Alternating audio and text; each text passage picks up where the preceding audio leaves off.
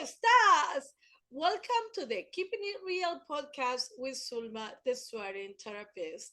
Hi, I'm Sulma Williams, a licensed clinical social worker who likes to keep it real and swears a lot. Today, I like to address emotional distancing. So, I like to address what it is and what can we do about it. So emotional distancing is when we isolate, basically, right? Like we are not communicating with our friends.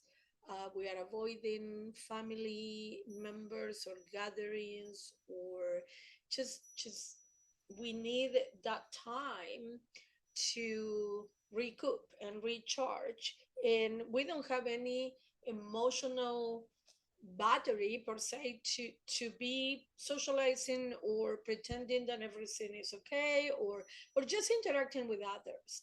And it's a very common thing when we are going through shit like a traumatic event or grief, like if somebody passed away, um, or you have several losses. And it is a very common thing, but also it's a very dangerous thing to do, because once we start isolating and cutting people off, usually without an explanation, it's kind of like, I don't communicate. People might start taking it personal, or thinking like, oh, what did I do wrong, or why is it that you're not communicating, or why didn't you call me back, or why didn't you come to my party, whatever the shit it might be. And when people start pushing, which are called emotional pursuers, right? Like, so I'm isolating myself, and then I will have this friend or family member try, but what is it? Talk to me. Respond to my message or answer my phone call or whatever the fuck it might be. People start taking it personal, and that is for you heard my other episode about personalizing. And if you didn't, I recommend that you go back and you listen to it. But the thing is that uh, the danger that we are risking is that people are going to get tired of you not responding or not communicating. So I think that being able to verbalize this to friends and family members, where you can say like, hey, I just need some time, please be patient with me while I'm going through this, instead of assuming or expecting the other person to fucking take it because they know that your mom passed away or whatever. And why that might be true, the thing is that people who love us want to be there for us. So if you don't want to come to my party, that's fine. I understand that. But like tell me, how can I be there for you? How can I help you? How can I, like, do you need me to go to your home and do laundry for you? And you don't even have to fucking talk to me if you don't want to. But people have an issue with silence. I don't. Well, believe it or not, there are moments of silence in my life because I fucking talk too much. But it's like, oh, like I personally, I hate small talk, right? Like those phone calls, like, hey, what you doing? Nothing. What are you doing? Nothing. Like that just is like, why the fuck are we wasting energy on this shit? If you, I will call you if I have something to say. Like other otherwise, like, like I know people who just call to say like, hey, what are you up to? What are you doing? Nothing, driving to work. And it's like, I know you're fucking driving to work. Like, why do we have to have this conversation? So it's like, is if you are going through shit, and you need to take some time to kind of like gather your thoughts and your feelings and your energy and all that. That is absolutely perfect. But please try to communicate.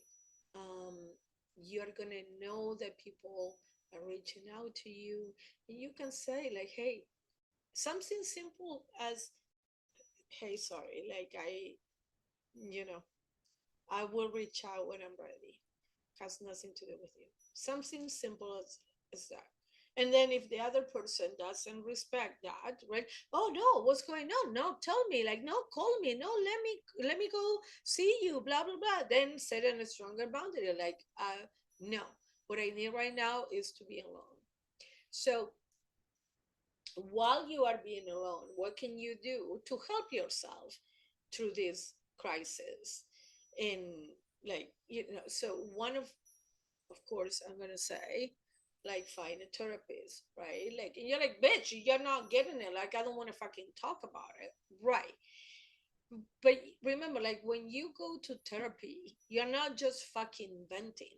You are you are verbalizing what you are feeling with the goal of doing something about it, right? Because it's not just empty talking. So find professional help, learn how to regulate your own emotions so that you do have this little bit of energy to keep these relationships in the long term, right? Like, because it's like it can cause a lot of unnecessary grief in addition to the grief that you are experiencing, because now you are losing friends, because you didn't explain yourself, and not everybody understands when we are not communicating, right? Like, if we are expecting that, well, you are my friend, you know me forever, I want you to read my mind, and that is unfair to our friend, right? Also, although the brain is saying like we need to isolate, isolating is the worst thing that you can do when you are grieving, when you are experiencing a traumatic event, when you are going through shit. Although that is the last thing you want to do, that is what you need to do the most. Connect. Connection is so important. Dr. Gabor Mate, and like he specializes in trauma, and he said that addiction, so when we are using a substance, or any type of addiction, is because we are trying to numb the pain. Like, that is basic. He didn't say that. I mean, he's reinforcing that. But that's the basic definition of addiction. But he said that the antidote to addiction is connection, right? Like, and there have been studies done where they had laced the water with cocaine for the rats, and when the rats were in isolation, they will do it. But when they put a rat into like a kind of like a park with a lot of things to do and a lot of other rats, they will not use um, the substance, right? Like, so when we are isolating, we are breaking that connection when we need it the most. So, while it is okay for you to take some time off, remember that isolating yourself is the worst thing that you can do right now. So please reach out to a therapist, reach out to that friend. You're like, bitch, like, you don't get it. Like, I don't have the energy to do that. No, no, I understand. Like, gather that energy, like carve that energy from whatever you can, and take those steps, because in the long run, that's what we all need: connection and love. And when we are depressed, when we are grieving, when we had a traumatic event, our go-to is to isolate. So I hope you found this helpful. I hope that it will inspire you to reach out to a professional or to that friend that you've been avoiding, and just simply say, this is all what I can do right now. I hope you're going to be there when I'm ready. And for those of you who are on the receiving end, the best thing that you can do for that friend is to say, whenever you're ready, I'm here for you, right? Because it's not about my emotional need at this time, is what my friend needs or my family member needs. Okay. So I hope you found this helpful. And as always, thank you so much for listening. Please hit the follow and subscribe button, and follow me on Instagram at the Swearing Therapist. And thank you so much. Please leave me a comment. Let me know your thoughts about it. Have a good week, and I talk to you soon. Bye.